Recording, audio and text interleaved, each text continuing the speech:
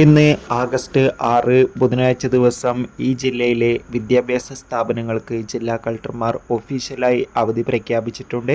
ആ ഒരു അപ്ഡേഷനാണ് നമ്മൾ നോക്കാൻ പോകുന്നത്. വീഡിയോയിലേക്ക് മുൻപ് വീഡിയോ ലൈക്ക് ചെയ്യുക, ചാനൽ സബ്സ്ക്രൈബ് ചെയ്യാൻ വേണ്ടി ശ്രമിക്കുക. സംസ്ഥാനത്ത് വരും ദിവസങ്ങളിൽ കനത്ത മഴയ്ക്ക് സാധ്യത ഉണ്ടാകുമെന്ന് കാലാവസ്ഥാ നിരീക്ഷണ കേന്ദ്രം അറിയിച്ചിട്ടുണ്ട്. എല്ലാവരും ജാഗ്രത പാലിക്കാൻ വേണ്ടി ശ്രമിക്കുക.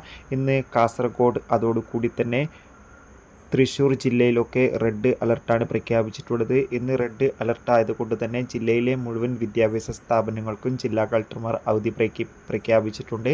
കാസർഗോഡ് ജില്ലയിലെ മുഴുവൻ വിദ്യാഭ്യാസ സ്ഥാപനങ്ങൾക്ക് അവധിയാണ്.